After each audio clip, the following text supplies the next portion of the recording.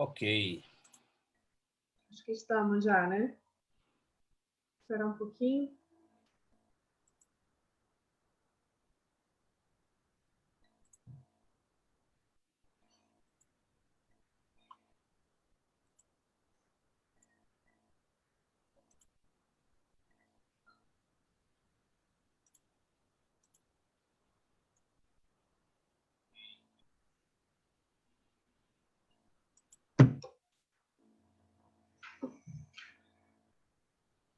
Bom, aí se estamos ao vivo, então, boa tarde a todos e todas, sejam bem-vindos ao nosso mais um episódio, né, do Boletim Palestina, uma parceria dos Jornalistas Livres e do Instituto Ibraspal, Instituto Brasil-Palestina. Lembrando que o nosso objetivo é sempre esclarecer temas relativos à Palestina de maneira bem didática, então, quem estiver assistindo pode enviar suas dúvidas, comentários, que a gente vai tentando responder a todos aqui. Eu quero pedir também para que vocês compartilhem essa transmissão para dar um maior alcance aí a esses temas tão importantes que nós vamos tratar aqui hoje. Nesse episódio do Boletim Palestina, nós vamos tratar das violações de Israel contra presos políticos que estão encarcerados por exercerem o seu direito legítimo de resistência contra a ocupação ilegal do seu território e por lutarem pela dignidade e liberdade do seu povo. Então, essa questão, né, da libertação dos presos políticos palestinos é parte da solução que a gente deseja, né, para essa questão palestina, conforme o que preconiza a justiça e o direito internacional. Para falar sobre esse tema, para debater esse tema conosco, nós convidamos o professor Marcelo Buzetto, que é mestre e doutor em Ciências Sociais pela PUC de São Paulo, pós-doutor em Política Internacional pela Unesp de Marília. Ele também é diretor do setor de Relações Internacionais do MST e da Via Campesina, autor do livro A Questão Palestina, Guerra Política e Relações Internacionais, publicado aí pela Expressão Popular. E com a gente também está o Sahid Marcos Tenório, vice-presidente do Ibraspal, historiador, autor do livro Palestina, do mito da Terra Prometida à Terra da Resistência. Então, eu já vou passar aqui a palavra ao Sahid, ao Marcos Tenório, para ele dar início a essa primeira rodada de perguntas e o debate com o professor Marcelo Buzetto.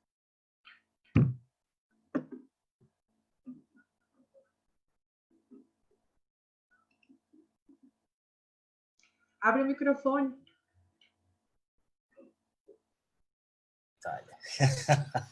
Sempre dessas coisas, né? Boa tarde, Juliana, boa tarde, Marcelo, e boa tarde aos nossos amigos e amigas que nos acompanham pela página no Facebook do Jornalistas Livres e do Ibraspal, né?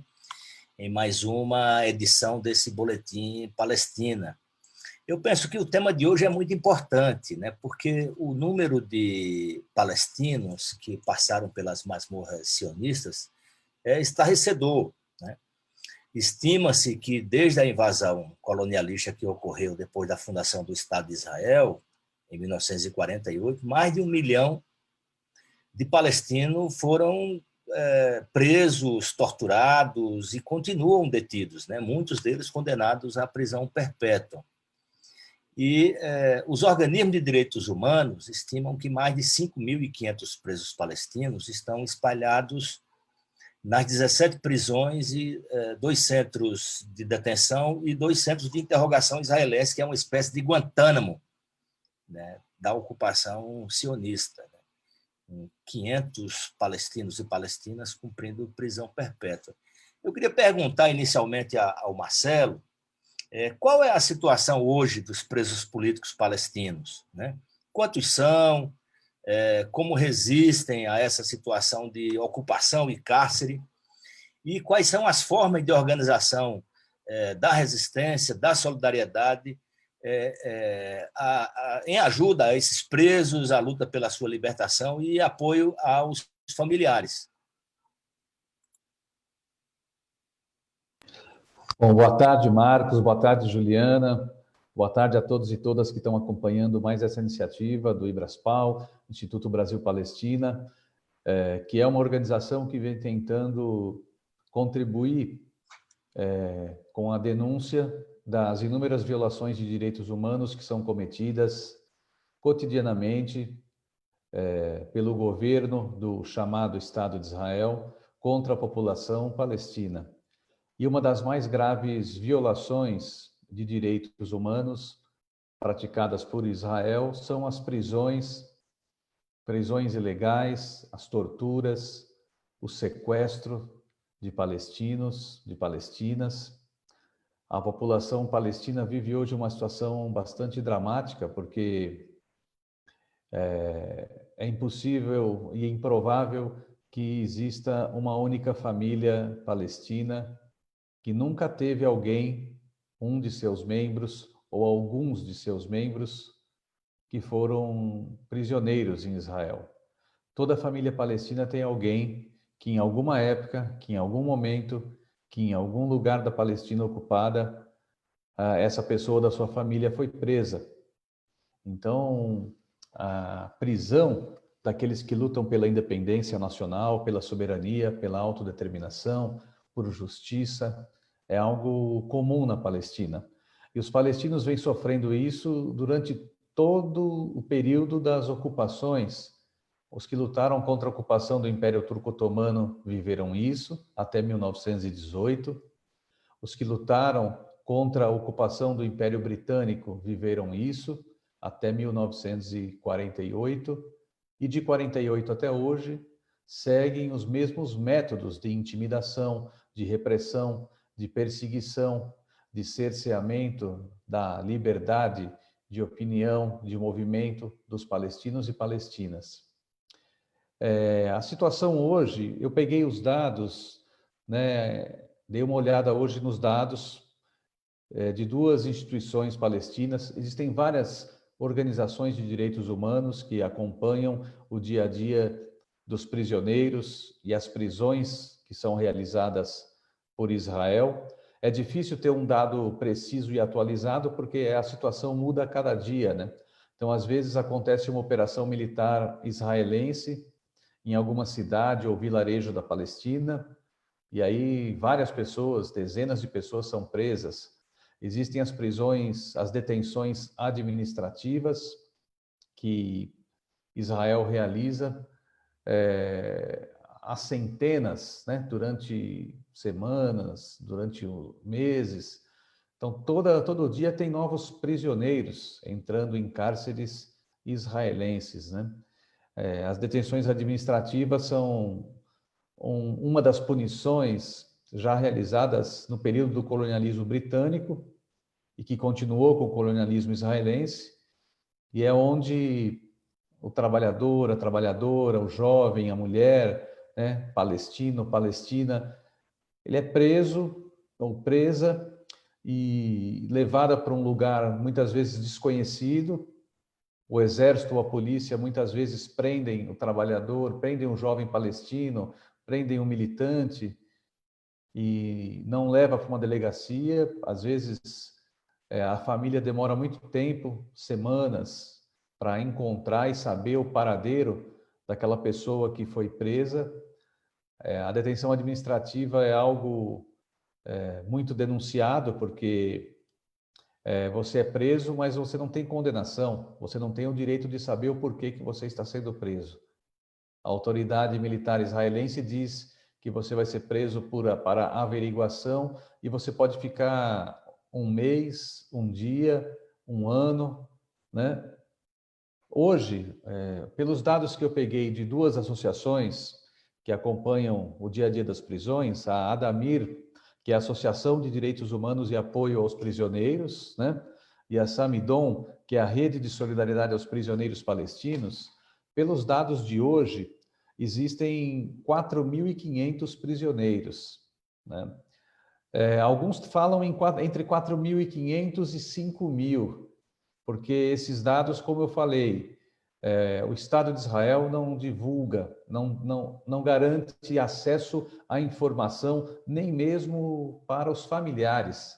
Então, as famílias, às vezes, têm que ficar procurando, circulando, rodando pelas delegacias ou pelas prisões, pelos centros de detenção e de interrogatório, para saber se alguém se aquela pessoa da sua família que foi presa está ali. Às vezes tem que fazer movimentos, manifestações, denúncias a órgãos de direitos humanos para que eles ajudem a buscar essa pessoa que foi presa. Então, por isso que os dados variam. Mas hoje tem 4.500 prisioneiros palestinos em cárceres israelenses. Alguns falam de 4.500 a 5.000, né? Desses, tem 360 que estão na situação de detenção administrativa.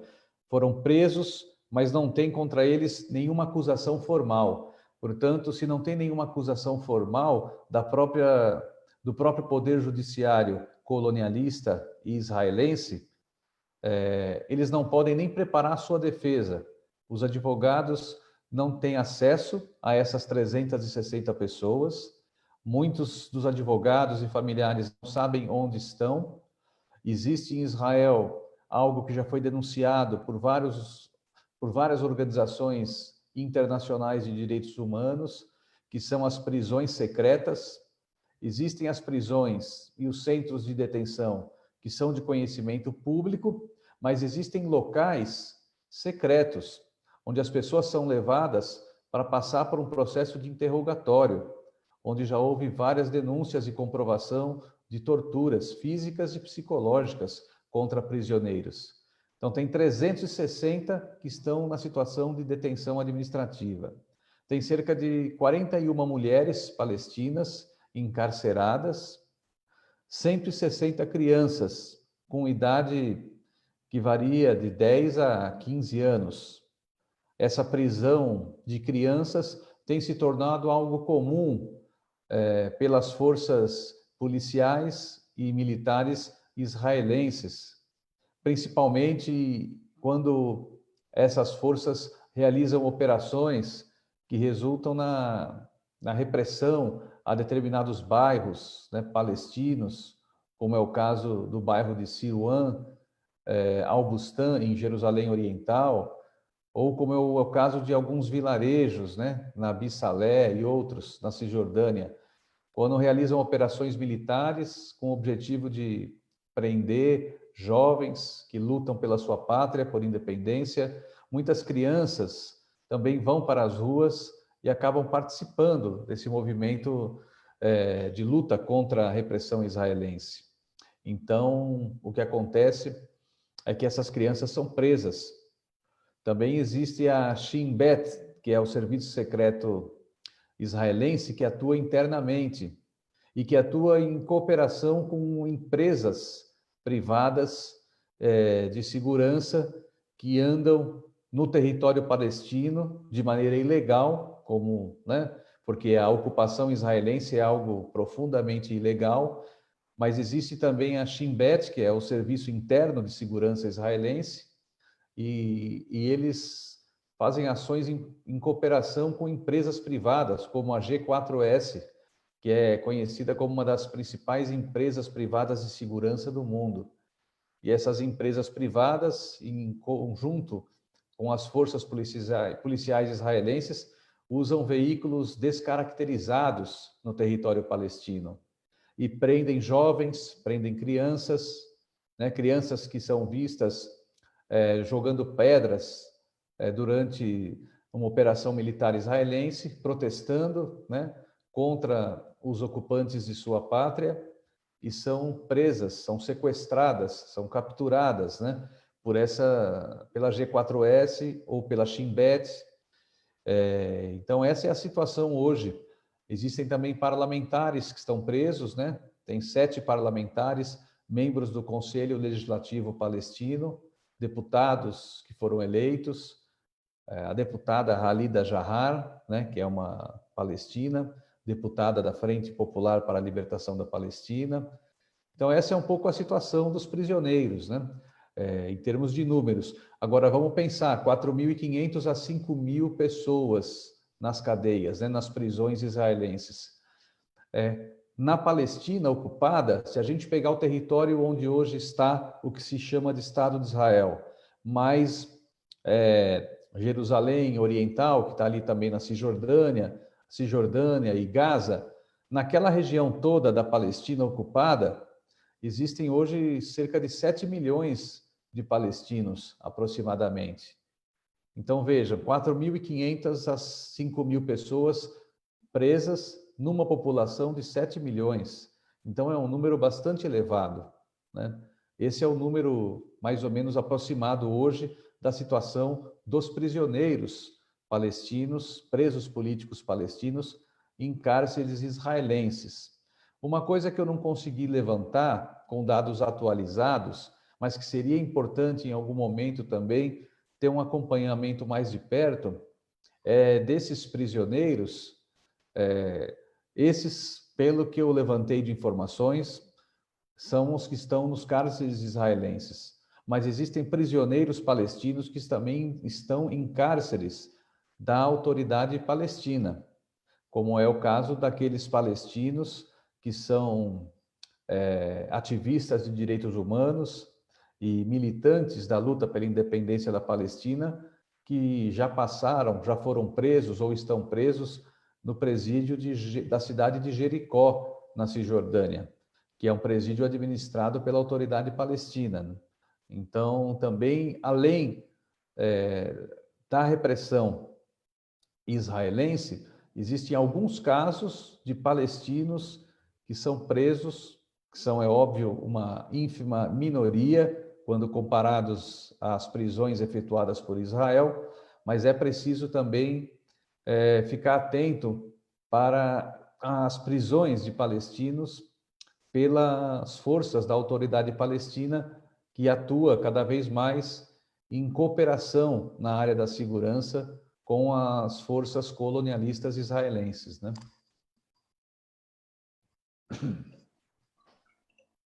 Bom, obrigada, professor. De fato, a situação dos presos palestinos é terrível. A eles é negado, como você dizia, o contato até com a família. Eles também são alvo de negligência médica, humilhações. E acho que a gente pode dizer que os presos políticos palestinos são uma das provas mais evidentes da permanente violação dos direitos humanos na região por parte de Israel. Eu aproveito para fazer uma pergunta, professor, inspirada, vamos dizer, em um comentário pouco gentil que nós recebemos aqui na nossa live, mas eu acho que é importante a gente abordar esses olhares, digamos, divergentes. Então, temos aqui um comentarista que afirma que os palestinos seriam terroristas e que o povo de Israel é pacífico. Aliás, é bom fazer primeiro essa distinção, né, entre povo e Estado. É claro que nós estamos tratando aqui de uma política do Estado de Israel contra os palestinos, e ainda que exista um silenciamento imenso também dentro da sociedade de Israel, existem também muitos israelenses que se manifestam, inclusive, de maneira contrária a isso, e são bastante conhecidos também, né? Essa posição de boa parte da sociedade em Israel. Mas até já tendo escutado o que o professor estava dizendo, acho que é possível ter aí alguma clareza de qual é o lado que é vítima, né, nessa questão.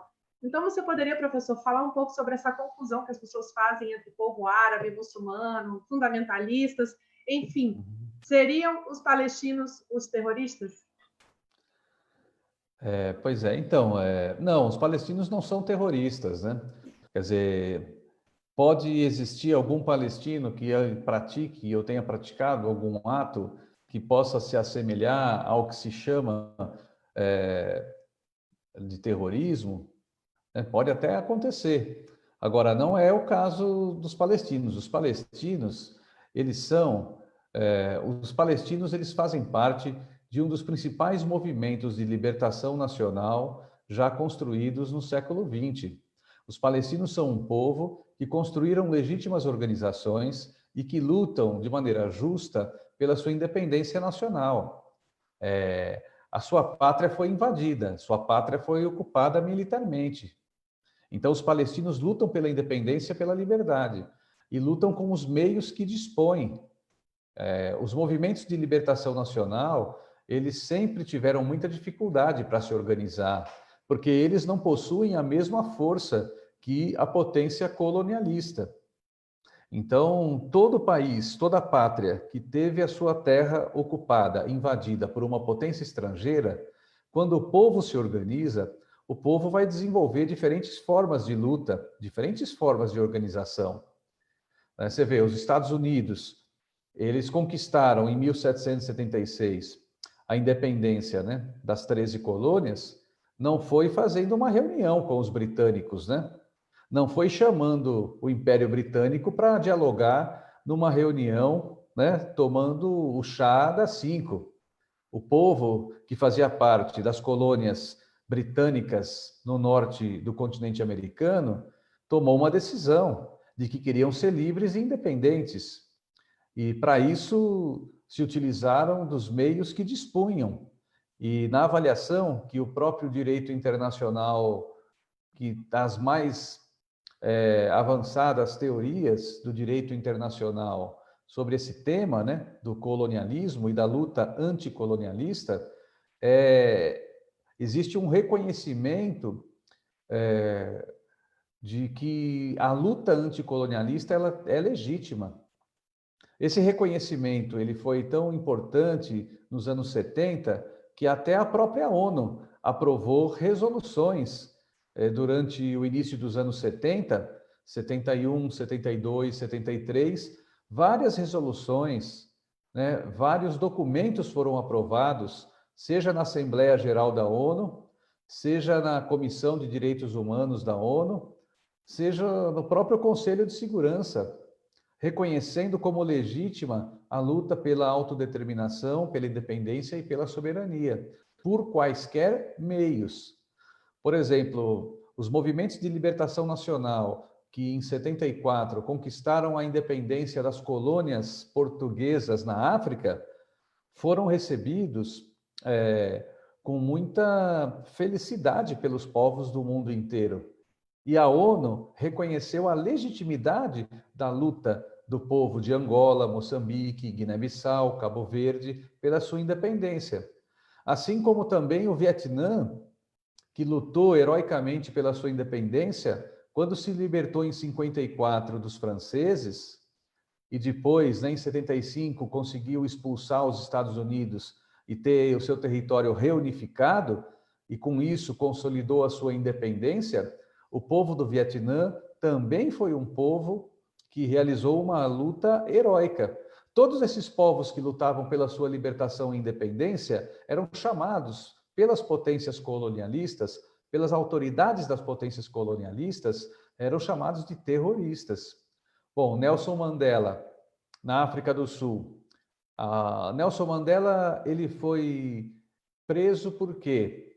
Porque ele fazia parte de um braço militar do Partido Congresso Nacional Africano.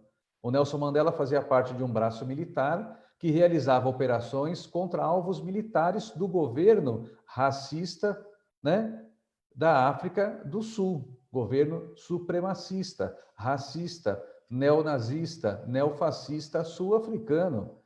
E o Nelson Mandela foi preso, condenado por crimes contra a segurança nacional, acusado de prática de terrorismo, inclusive. Então, esses que lutaram, vários que lutaram pela independência e pela libertação nacional, são taxados pelas potências colonizadoras ou pelo imperialismo de terroristas, né? Então, o movimento de libertação nacional palestino é um movimento legítimo. A resistência palestina é uma resistência legítima.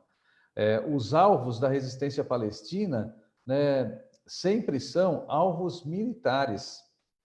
O alvo sempre é o exército israelense, sempre são os soldados israelenses. Agora, o caso da Palestina é muito mais grave do que todos esses que eu falei anteriormente.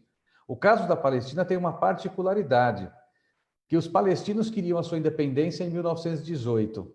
Aí veio a Inglaterra e conquistou. Depois eles queriam a sua independência em 1945. Aí Estados Unidos, junto com o movimento sionista, um movimento nacionalista judaico, que se tornou um movimento conservador, antidemocrático e racista, eles ocuparam e conquistaram o território da Palestina. Eles trouxeram pessoas de fora. Eles realizaram um projeto de colonização da Palestina que é único. Ele tem muitas particularidades do colonialismo israelense sionista na Palestina. É diferente de outras formas de colonialismo clássico, como dos espanhóis aqui na América, dos portugueses no Brasil, dos britânicos lá na América do Norte. O colonialismo sionista, o colonialismo israelense, ele aperfeiçoou seus métodos. Ele aperfeiçoou os métodos de ocupação, conquista e domínio de território e controle e expulsão da população civil nativa. E isso é uma coisa que a gente tem que levar em consideração. Onde hoje está o Estado de Israel é a Palestina ocupada em 1948 e em 1967. E o Estado de Israel continua realizando um governo que tem uma política de genocídio, de limpeza étnica e de apartheid. Genocídio, limpeza étnica e apartheid. Então, o terrorismo de Estado é praticado pelo governo de Israel, que tem todos os instrumentos, tem armas, tem equipamentos, tem soldados, tem gente preparada para isso, técnicas de interrogatório que se utilizam, né, de tortura contra prisioneiros. Israel é um Estado terrorista, é um Estado criado artificialmente, de maneira ilegal e ilegítima, sem nenhum fundamento no direito internacional, porque a ONU não tinha direito de decidir pela partilha da Palestina, porque a soberania daquele território, do ponto de vista do direito internacional, era dos nativos que viviam lá. Então, se fosse acontecer qualquer mudança nas fronteiras, após a saída dos britânicos, que a Inglaterra anunciou que sairia da Palestina em 14 de maio de 1948, porque em 29 de novembro de 1947, a ONU aprovou de maneira ilegal um plano chamado Plano de Partilha, de criação de 2 estados, que Israel nunca permitiu a criação do segundo estado, do Estado da Palestina. Que, na verdade, a Palestina já existia. As fronteiras territoriais da Palestina já estavam delimitadas, inclusive, em 1948. Então, quando tem o golpe de Estado, que os sionistas e suas organizações terroristas fazem, de 14 para 15 de maio, tem um golpe de Estado na Palestina. E um exército de 90 mil homens armados, e algumas mulheres armadas também, do lado sionista, eles, com suas organizações, essas sim, terroristas, como Irgun, Stern, Haganah, se juntam, têm a cumplicidade de várias autoridades do Império Britânico, que vão embora da Palestina e deixam armas e equipamentos militares, e aí eles criam, num golpe de Estado, o chamado Estado de Israel, de 14 para 15 de maio, em território palestino. Então, os palestinos lutam por independência.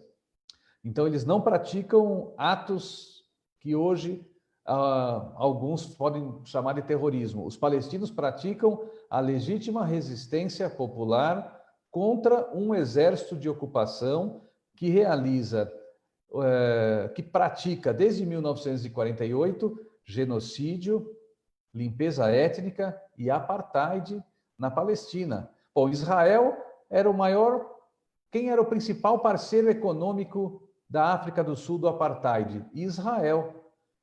Israel vendia equipamentos militares para a África do Sul do apartheid. Havia cooperação militar entre Israel e a África do Sul do apartheid. Tanto é que tanto o governo do apartheid sul-africano como os governos israelenses, todos eles, têm os mesmos métodos de perseguição e de repressão. Mas eu diria que Israel ainda é mais violento, mais agressivo, e foi mais além na política de apartheid, porque Israel construiu de maneira ilegal um muro, né, para separar os palestinos, que é o chamado muro do apartheid, muro da vergonha, denunciado no Tribunal Penal Internacional, na Corte Internacional de Justiça, como algo ilegal.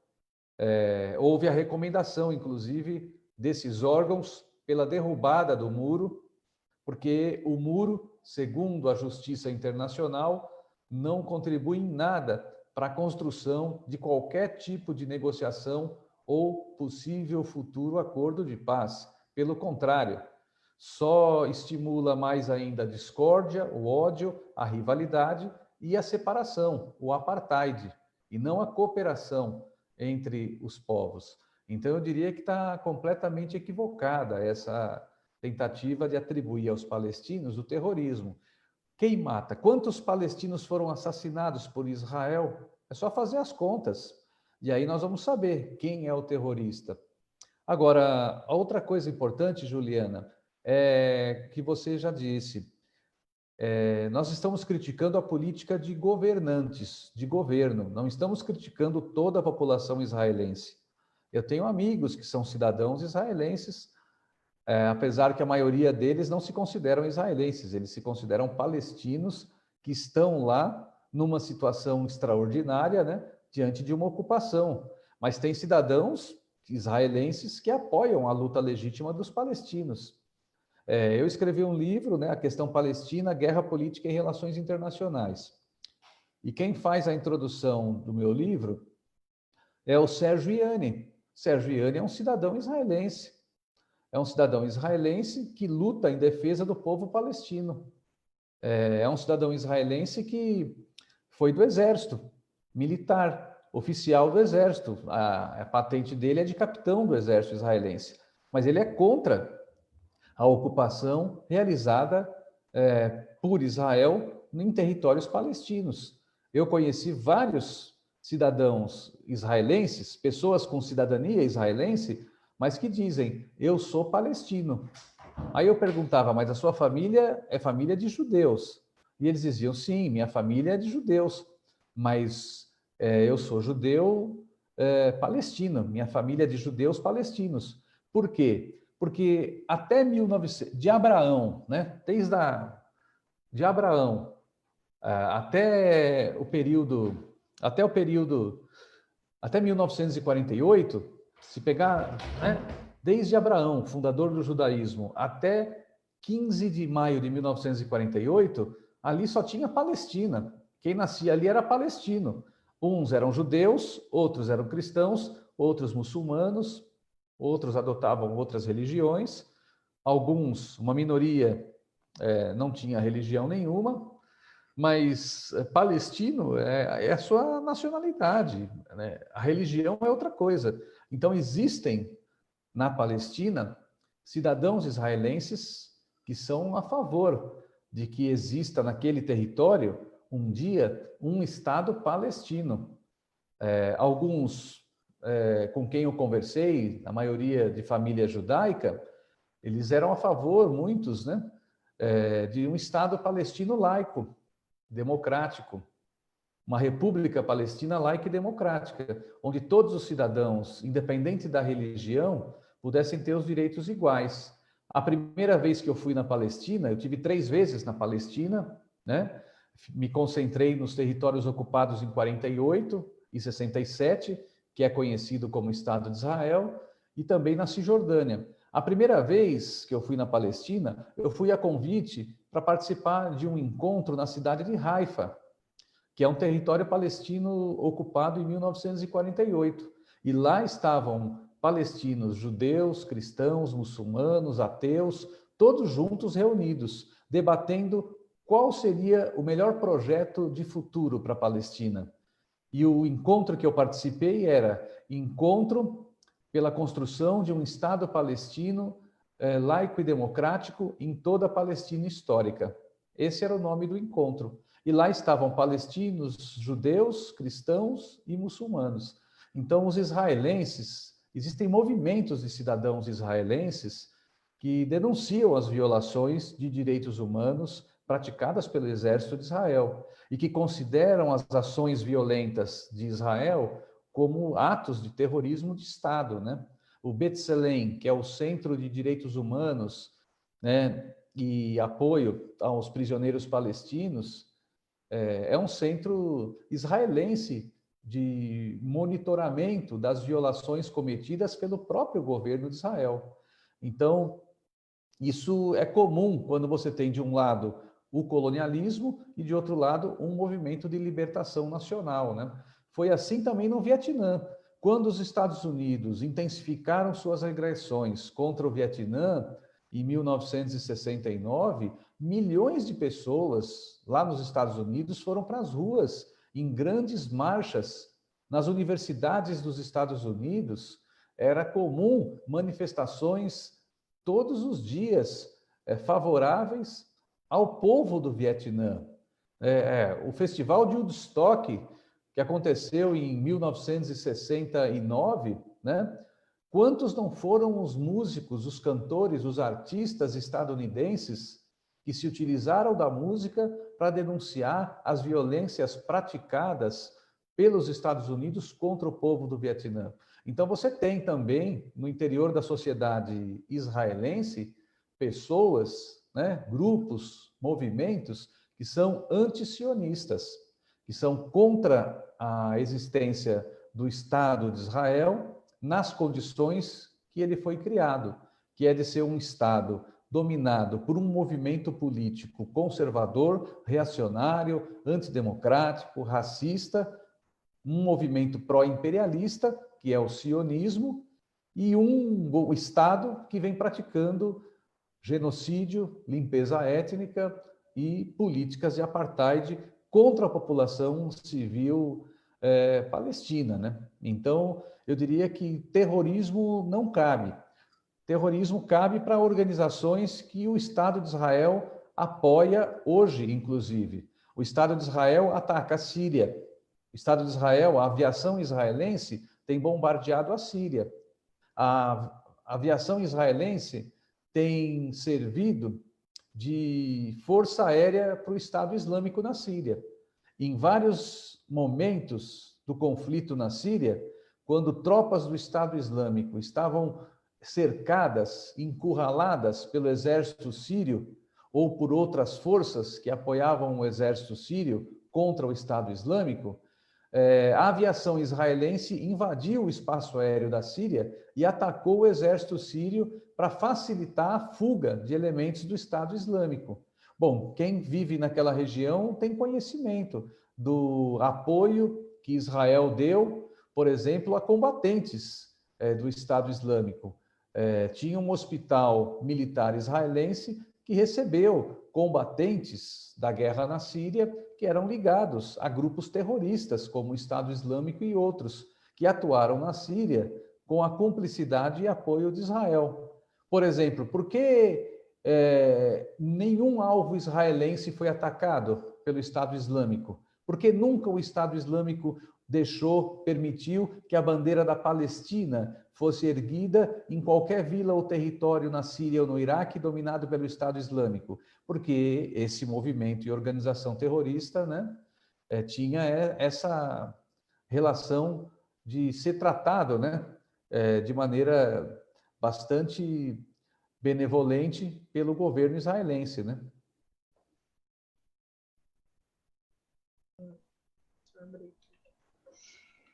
Isso. Muito obrigada, professor Marcelo Buzetto. Super importante lembrar essas outras lutas também de libertação anticoloniais, que também já foram largamente ao longo da história confundidas com atos terroristas.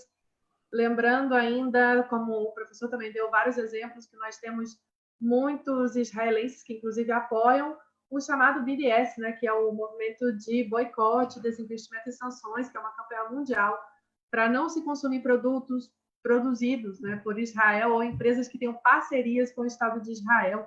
A gente já falou sobre o BDS aqui algumas vezes em outros episódios aqui do Boletim Palestina. E eu quero lembrar novamente que nós estamos transmitindo esse episódio, como sempre, tanto nas páginas dos Jornalistas Livres quanto do Ibrespal, hoje tratando aqui da violação de direitos dos presos palestinos na Palestina, e a gente conta com vocês também que estão assistindo para compartilhar essa live, para a gente ampliar o alcance desses temas. E quem quiser enviar seus comentários, perguntas, nós vamos tentar atender a todos aqui. Eu passo agora para o Said, para ele seguir com a nossa rodada de perguntas. Pois é, Juliana, eu achei essa intervenção do professor Marcelo muito rica, porque é sempre bom a gente fazer esse retrospecto histórico, né?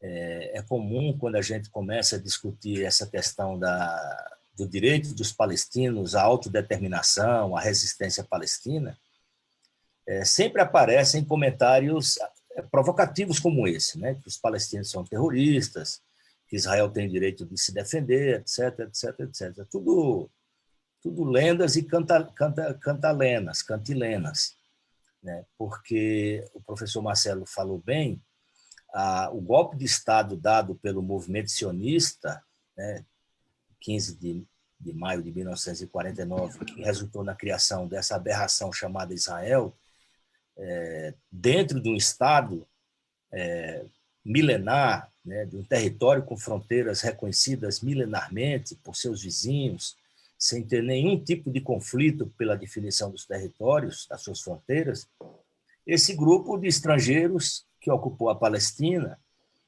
eles se basearam, se apoiaram militarmente em 3 organizações terroristas, né? O Haganah e o grupo Stern foram a base do que hoje chamam de Forças de Defesa de Israel, que é o Exército de Israel. O Exército de Israel foi criado baseado em organizações terroristas que praticavam atentados contra palestinos e organizações palestinas e usurpavam, desde aquele momento, os bens, os territórios, as casas de Israel. E foram eles que deram o suporte militar para que esses grupos que vieram da Europa para ocupar a Palestina praticassem o que os palestinos chamam de Nakba, essa tragédia que expulsou milhares de pessoas, destruiu cidades, vilas, etc. E o professor Marcelo estava relatando esse drama dos prisioneiros, né? E, ultimamente, Marcelo, tem vindo à tona, eu já vi vários relatos de denúncias de que as prisões israelenses elas são verdadeiros laboratórios para o desenvolvimento de produtos e serviços militares de Israel, né, que autoriza que grandes companhias farmacêuticas realizem os seus testes clínicos nos prisioneiros palestinos, inclusive alguns radioativos, né?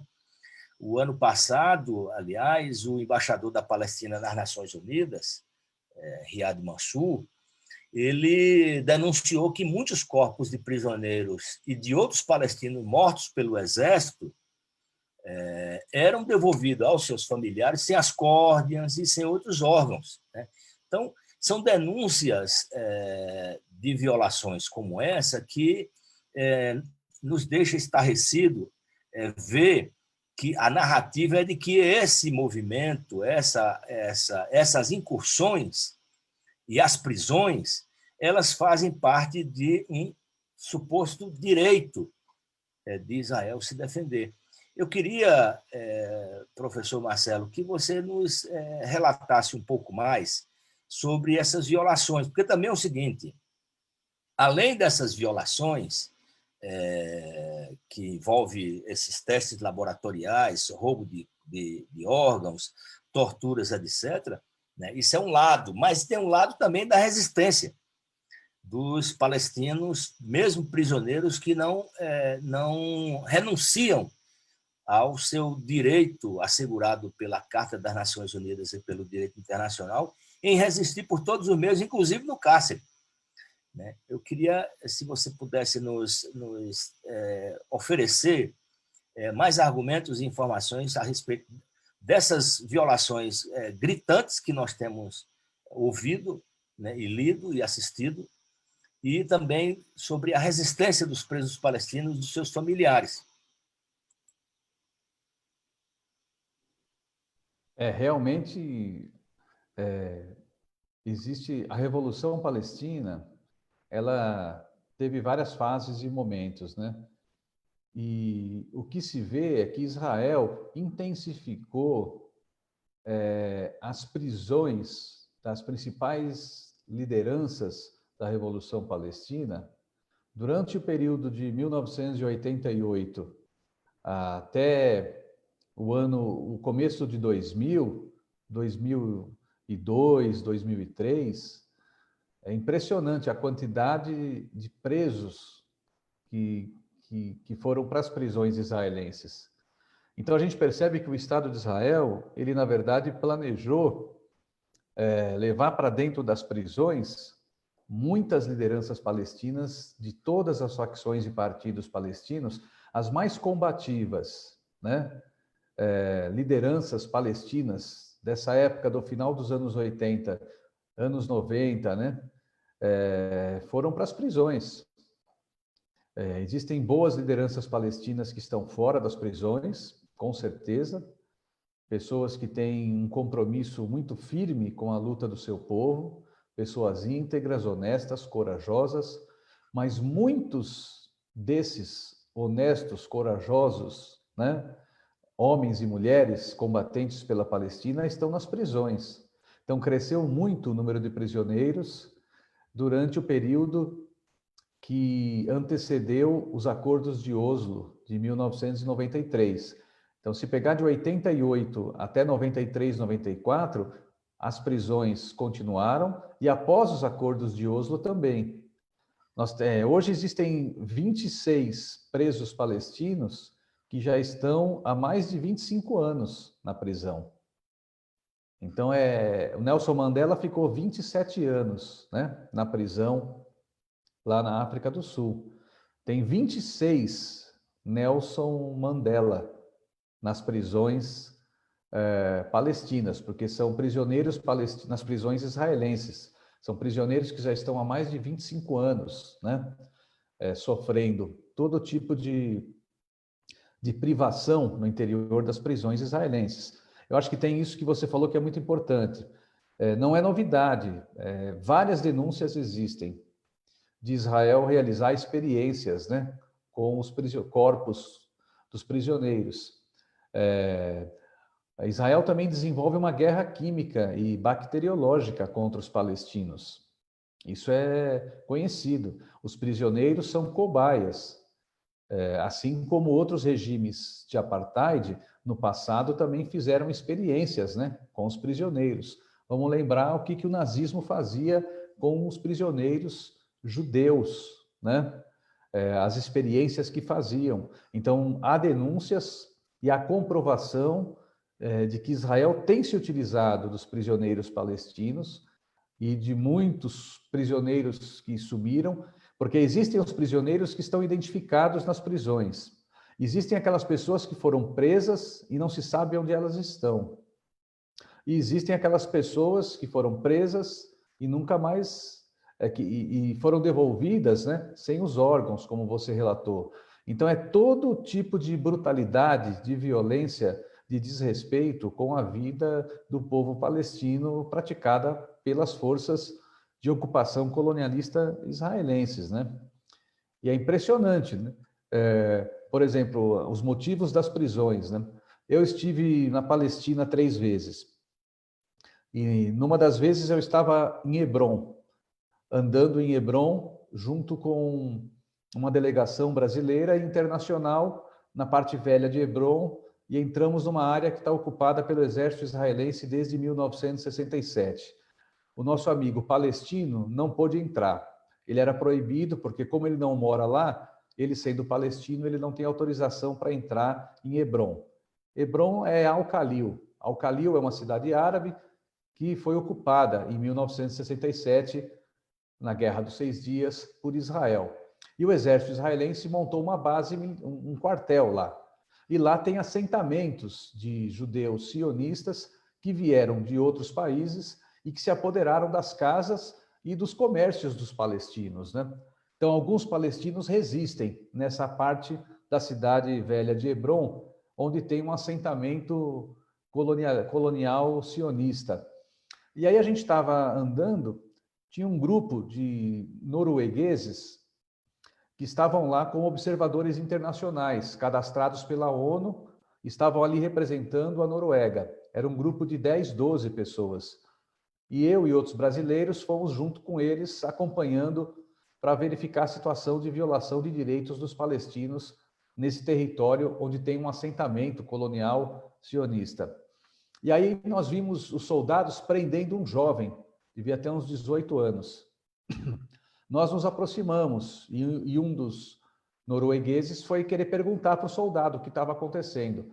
Os soldados engatilharam o fuzil e apontaram para nós, gritando para a gente se afastar, e eles colocaram uma venda nos olhos do jovem, amarraram as mãos desse jovem para trás e foram levando para o checkpoint, para o posto de controle israelense. E aí nós conversamos com um senhor palestino que viu tudo o que aconteceu e disse que esse jovem foi preso porque ele estava andando na calçada e veio uma família do assentamento colonialista sionista que tem lá, né? Uma família de judeus sionistas que estão lá. E aí essa família, quando vinha andando, esse jovem não mudou de calçada, porque os palestinos, isso é apartheid, os palestinos lá não podem andar na mesma calçada que uma família de judeus. Então, quando vem uma família de judeus, os palestinos têm que mudar de lado, têm que atravessar para o outro lado da calçada, porque tem uma calçada que é próprio para as famílias dos assentamentos, só para assentamentos, né, colonos sionistas, e tem outra parte da calçada que, do outro lado, é para os palestinos. Até isso é separado, isso é apartheid, né? Quando a gente vê aquelas fotos dos Estados Unidos, que nos locais públicos, né, nos anos 40, 50, 60, tinha separação, né?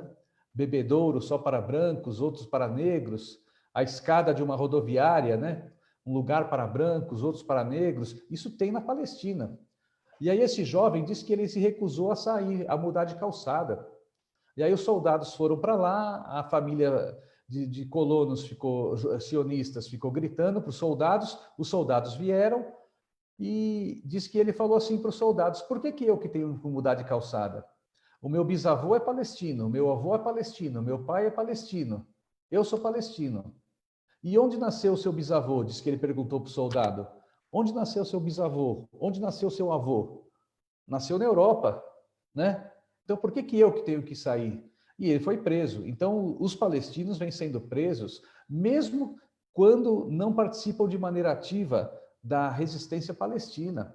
Se você está andando na rua e entra numa discussão com um soldado israelense, por mais que você tenha razão para dizer que você não estava fazendo nada e tal, o poder que um soldado israelense tem é um negócio impressionante. E os palestinos não têm acesso a um sistema de justiça que seja minimamente respeitável, né? O sistema de justiça israelense é um sistema de justiça colonialista, anti-palestino, né? Agora, é impressionante o grau de resistência desse povo, né? É um povo heróico, porque imagina, você sofrer prisão, você sofrer o nível de repressão e de violência que os palestinos sofrem, fora a restrição econômica, né? Os palestinos não têm liberdade de opinião, os palestinos não têm liberdade de organização, não podem organizar livremente partidos políticos, jornais, organizações não governamentais. É constante a violação das casas dos palestinos. Os palestinos não têm garantido a inviolabilidade do seu lar. Os soldados israelenses entram na casa de um palestino a qualquer hora do dia e da noite, em qualquer lugar, menos em Gaza. Em Gaza, isso não acontece, né? Porque desde 2006, a situação de Gaza vem se alterando. Então, é onde os palestinos têm um mínimo de autonomia, mas sofre um bloqueio econômico, né, fortíssimo. Gaza está cercada por mar, por terra, por ar. Eles querem matar a população de Gaza de fome. Os palestinos estão proibidos de ter um porto em Gaza, estão proibidos de ter aeroporto, ou em Gaza ou em qualquer lugar da Palestina. Então, Israel quer sufocar os palestinos, quer expulsar os palestinos do território. É isso que o movimento sionista sempre quis. O movimento sionista é um movimento colonialista, mas os palestinos têm uma resistência heróica. É impressionante. A resistência política, a resistência econômica. Os palestinos criam seus próprios meios de vida em condições econômicas e sociais muito precárias. Os palestinos não têm autorização para vender seus produtos fora daquele território. Os palestinos não podem ter uma moeda própria. Nos territórios, na Palestina ocupada, em toda ela, né, funciona lá na Cisjordânia o shekel. Os palestinos não controlam suas fronteiras. A Cisjordânia, reconhecida pela ONU como parte do Estado da Palestina, faz fronteira, por exemplo, com a Jordânia. Você vai na fronteira da Cisjordânia, Palestina, com a Jordânia, é Israel que controla. Então, a situação dos palestinos é uma situação que merece nosso apoio, nossa solidariedade, porque é um tipo de colonialismo muito mais agressivo, muito mais perverso, muito mais desumano do que qualquer forma de colonialismo que nós já vimos em qualquer história, em qualquer lugar que a humanidade já vivenciou essa presença do colonialismo. O colonialismo israelense, ele se aperfeiçoou. E é por isso que os palestinos precisam desse movimento de solidariedade internacional e, principalmente, a gente colocar na pauta a violação dos direitos humanos e a situação dos prisioneiros. Os prisioneiros são reféns dessa máquina de destruição de vidas humanas que se chama Estado de Israel. Eles fazem experiências, eles se utilizam de gases para reprimir os prisioneiros quando eles fazem greve de fome. Todo ano tem greve de fome de palestinos, né? Tem ano que 2.000 fazem greve de fome, tem ano que são 1.500, né? Os que estão com saúde mais debilitada evitam fazer greve de fome para não morrer mais rapidamente. Prisioneiros palestinos são proibidos de ter tratamento médico, os familiares têm restrições de visitas, né? Nas cadeias israelenses, os presos palestinos têm que pagar por tudo. O governo, lá em Israel, o sistema penitenciário é privado, é o sistema de privatização das cadeias. Você precisa de uma pasta de dente, de um sabonete, de algum equipamento de higiene, você tem que comprar.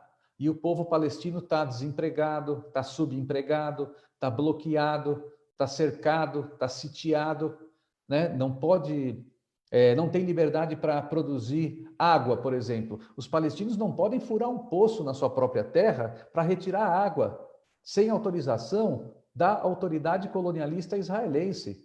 Se um palestino de família camponesa, uma família que vive há séculos numa cidade, num vilarejo do interior da Palestina, fura um poço sem autorização da autoridade colonialista, eles vão lá, bloqueiam aquele poço, jogam cimento, jogam cal, tampam um poço, botam uma cerca, e se você for pego perfurando o poço novamente, você pode ser preso.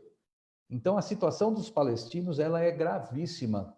Por isso que a gente tem que sempre apoiar esse movimento de libertação nacional legítimo, porque é contra um inimigo poderosíssimo e que tem como um dos seus principais aliados o imperialismo estadunidense, o imperialismo francês, o imperialismo britânico e a cumplicidade, né, da União Europeia e de outros países que não fazem absolutamente nada para impedir Israel de continuar violando direitos, seja de prisioneiros, seja da população civil. Bom, só um último caso, né? Eu tive lá uma vez visitando crianças. Nós levamos várias bolas de futebol para entregar para os filhos e filhas dos prisioneiros políticos, né? A gente conheceu uma criança lá que tinha 12 anos e o menino, em Jerusalém Oriental, tinha sido preso 3 vezes pelo Estado de Israel. A primeira vez ele foi preso, ficou um dia desaparecido, os pais não sabiam onde ele estava. Na segunda vez ele foi preso, ficou 1 semana. Na terceira vez ele ficou 1 mês e foi imposto para ele a pena de prisão domiciliar. Tanto é que a gente estava distribuindo as bolas para as crianças e aí um menino falou: vocês podem dar uma bola para eu levar para o meu amigo? A gente perguntou onde é que ele está. Ele falou assim: ele está em casa, porque ele foi preso e ele não pode sair de casa. E aí nós fomos até a casa para entregar a bola para essa criança de 12 anos, que já havia sido presa pela 3ª vez. Isso é o Estado de Israel.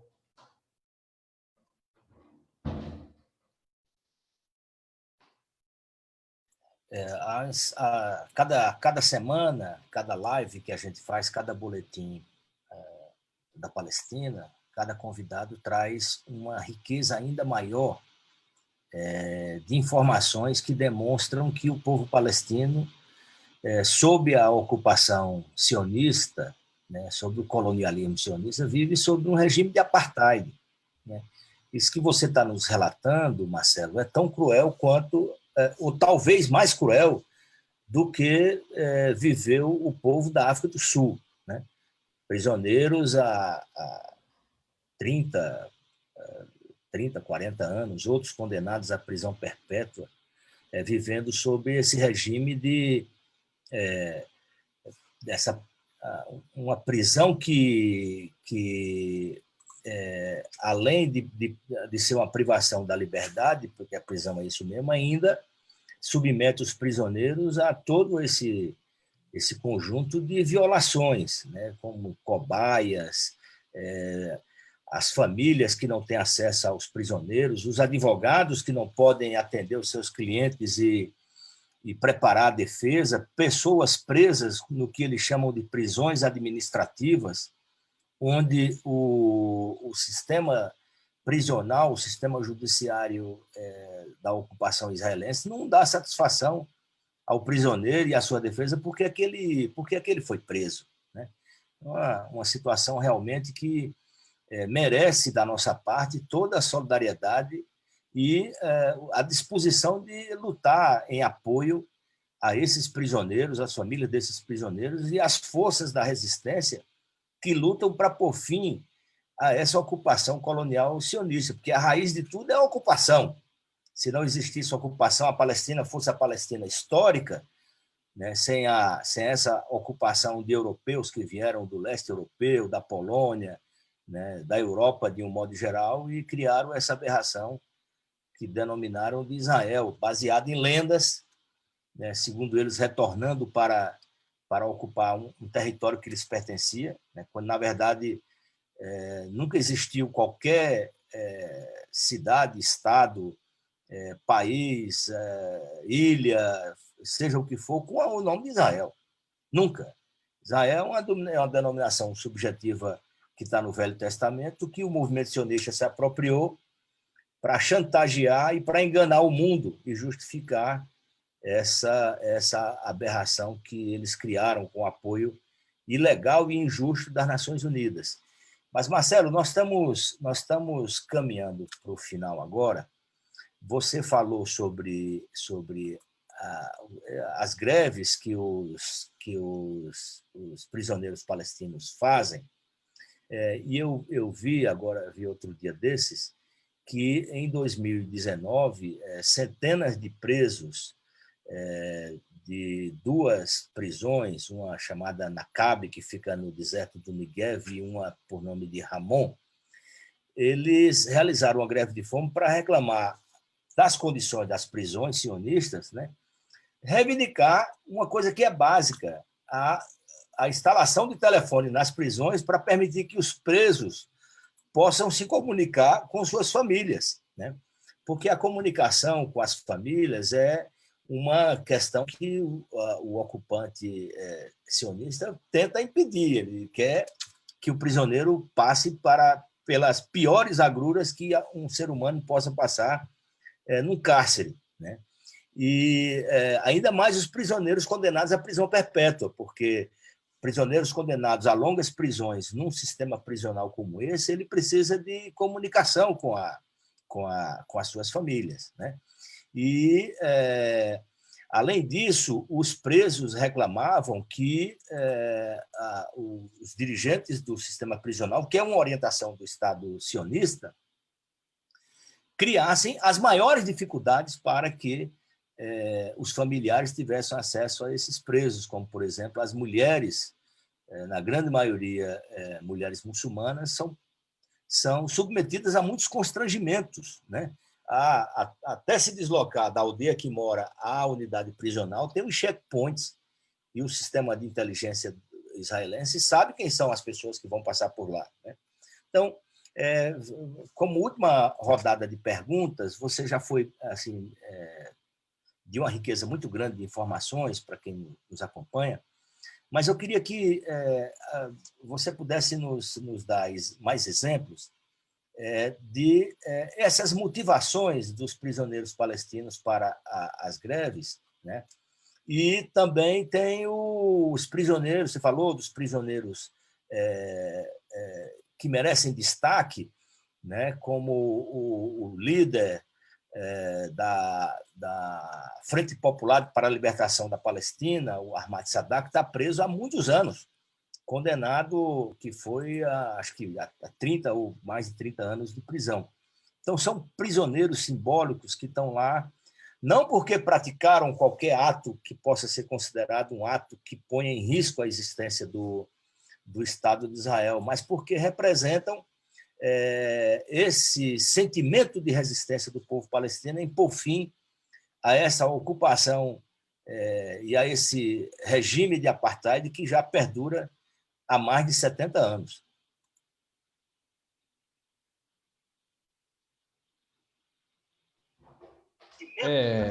Tem vários casos de lideranças importantes que estão presas, né?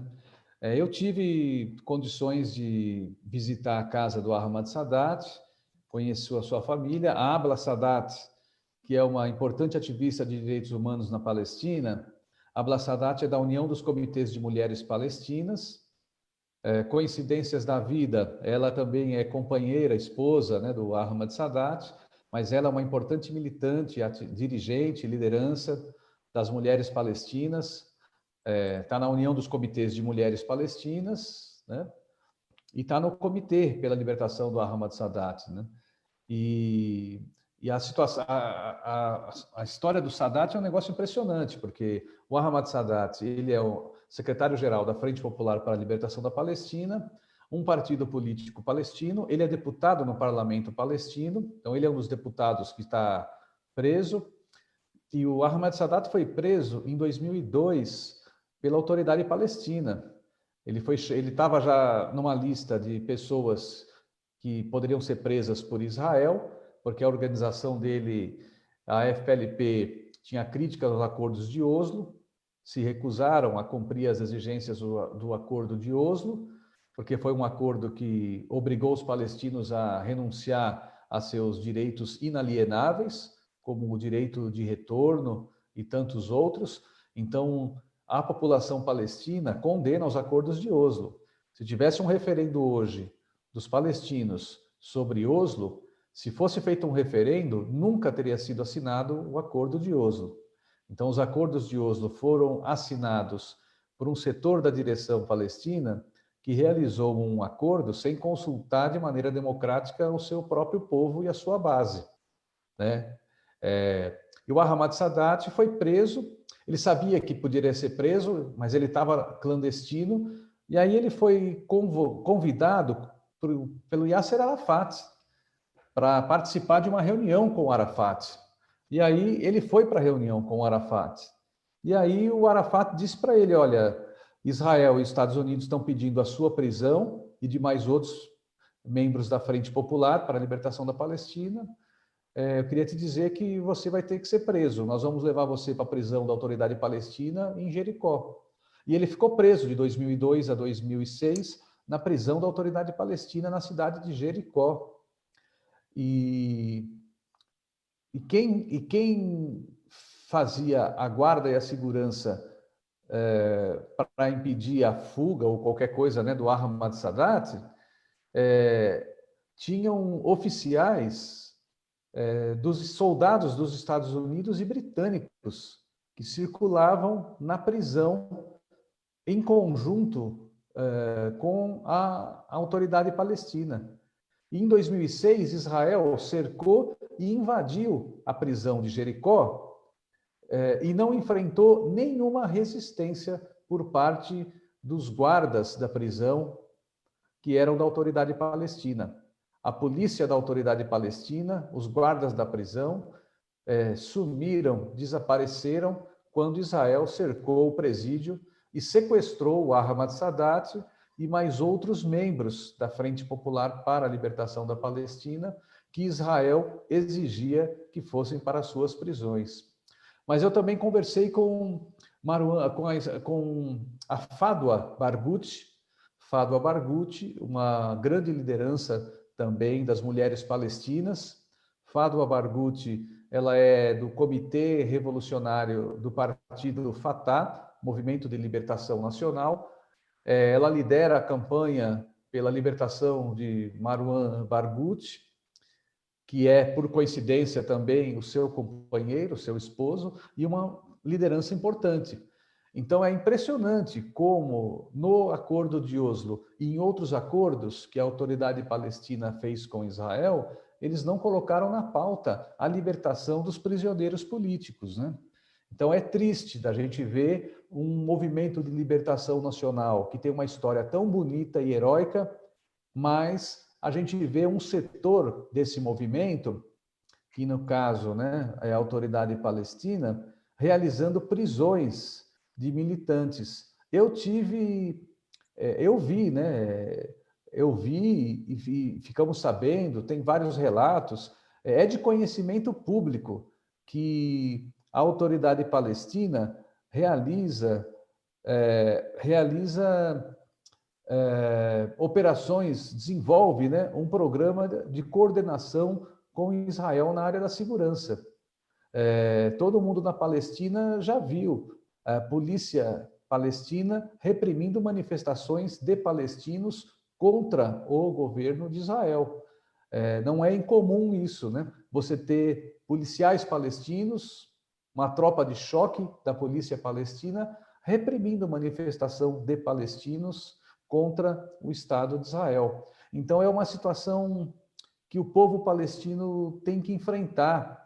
Além de lutar contra o imperialismo, contra o sionismo, ele tem que lutar com um setor, com uma certa oligarquia e uma certa elite árabe-palestina que tem uma tendência a fazer conciliação e acordo com Israel, como foi feito agora, né? Publicamente, Emirados Árabes Unidos, mas as monarquias árabes já têm um acordo com Israel de cooperação nas mais diferentes áreas. Assim como, infelizmente, tem governos, né, como o Egito, que faz fronteira com Israel, que também tem acordos de cooperação na área da segurança. E, infelizmente, a autoridade palestina também realiza essas operações, e o Ahmad Sadat é um dos prisioneiros que foi preso pela autoridade palestina, né? Não foi preso, num primeiro momento, por Israel. E tem vários assim, né? E o Marwan Barghouti é uma liderança da Fatah, que também percebemos que nunca foi uma exigência, né, da autoridade palestina a libertação dessas principais lideranças, né? O que é difícil de compreender, porque todo movimento de libertação nacional que vai negociar com a potência colonialista, a primeira coisa que se coloca na pauta da discussão é a retirada da potência colonialista do seu território. E a segunda coisa que se coloca em pauta é a libertação dos prisioneiros políticos, né? Essa é a pauta comum quando movimentos de libertação nacional vão entrar numa negociação com a potência colonialista, quando existe possibilidade de negociação, né? Então, o acordo de Oslo não foi isso, né? Israel não retirou suas tropas, né, de nenhum pedaço da Palestina, nem de toda a Palestina, nem da Palestina que está no plano de partilha da ONU, de 29 de novembro de 1947, e nem do território que a ONU reconheceu como Estado da Palestina, no dia 29 de novembro de 2012, que é 20% da Palestina histórica. Em 29 de novembro de 2012, a ONU reconheceu a Palestina como Estado de número 194, coincidentemente é o número da resolução que trata do direito de retorno dos refugiados, resolução 194 da ONU, e os acordos de Oslo proíbem a volta dos refugiados. Mas a ONU aprovou um Estado, reconheceu um Estado da Palestina nas fronteiras de 4 de junho de 67, com Jerusalém Oriental como capital desse Estado. Então, a ONU, pelo menos, deveria fazer todo o esforço e criar todos os meios necessários para que Israel, pelo menos, recuasse com suas tropas para as fronteiras de 4 de junho de 67. Aí sim, se a autoridade palestina fosse fazer uma negociação, tendo isso como base, Israel recua para as fronteiras de 4 de junho de 67.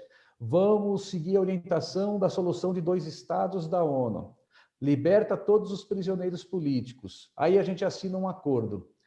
Mas isso não aconteceu, né?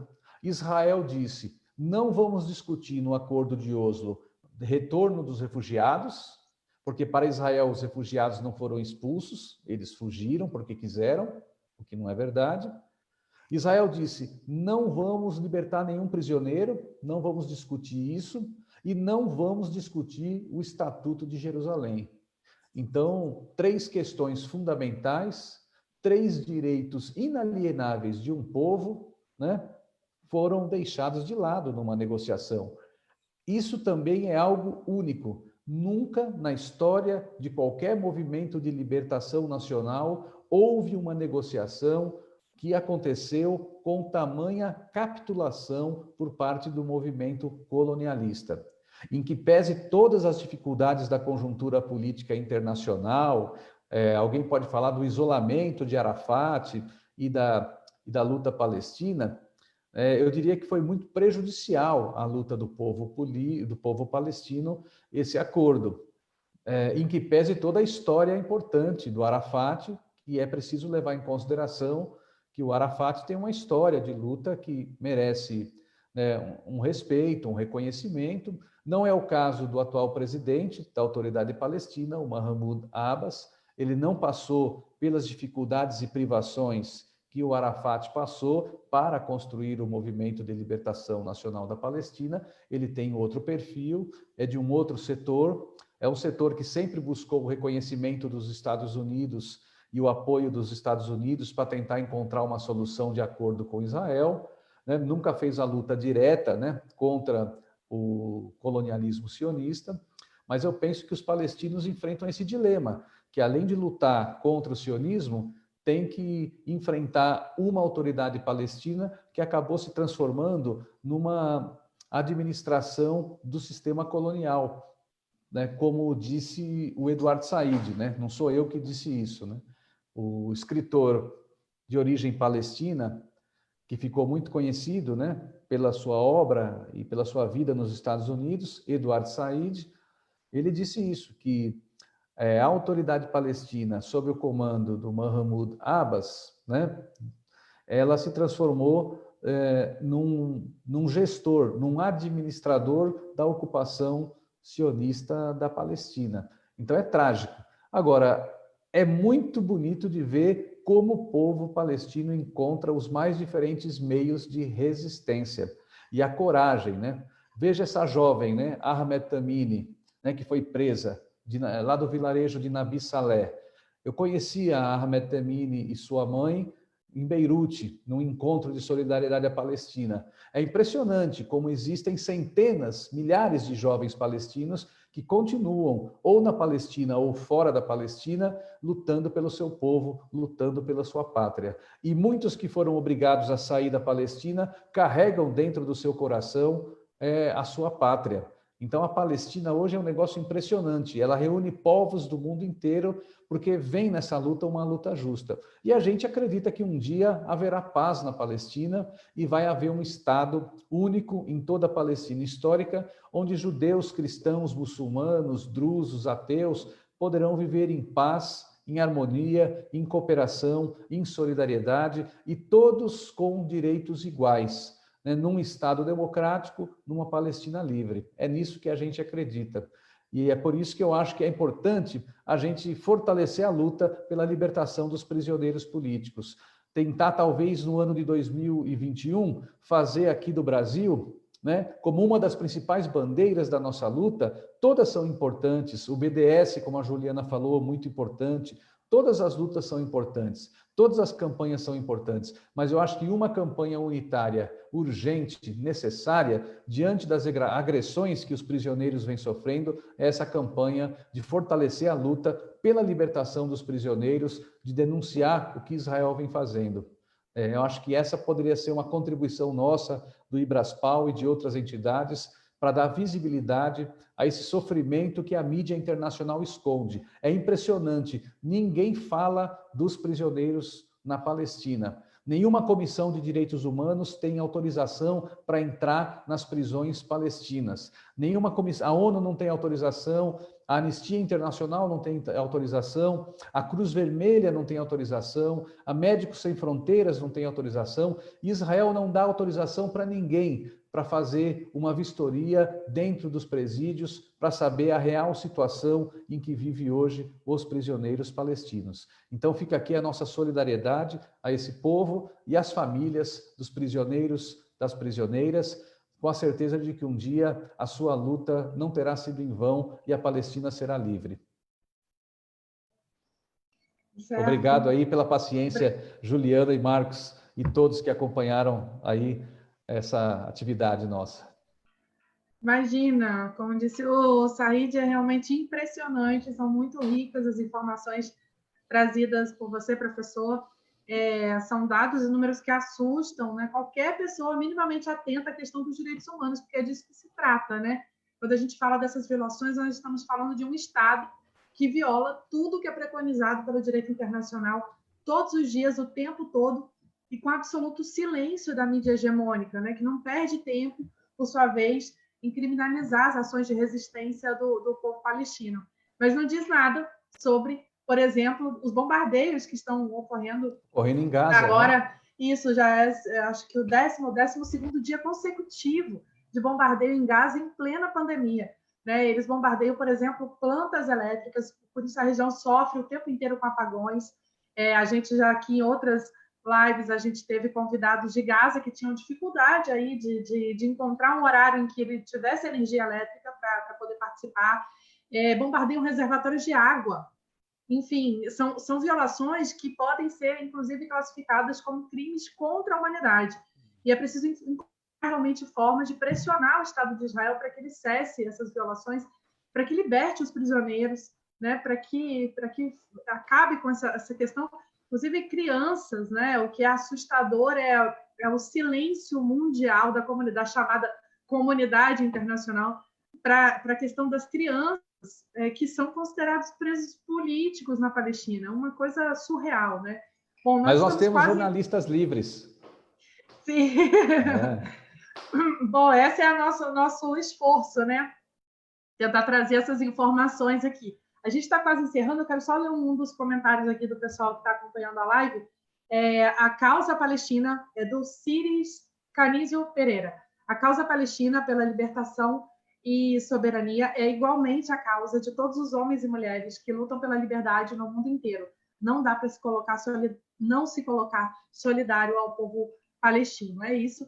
Eu quero agradecer muito a presença do professor Marcelo Buzetto e também ao Said, que é nosso parceiro do Ibrastal aqui, parceiro dos jornalistas livres, nesse esforço de levar para a nossa audiência o tema da causa palestina. Muito, muito obrigada também a todos que estavam assistindo, comentando. E é com você, Said. Abre o microfone. Eu queria agradecer ao professor Marcelo por nos brindar com essa quantidade importantíssima de informações e comentários que nos dão uma visão cada vez mais ampla do que ocorre na Palestina, as consequências desse colonialismo sionista e desse apartheid, e essas informações, esses exemplos de luta, de resistência que o Marcelo nos traz, eles nos alimentam de esperança, né, para continuar nessa luta.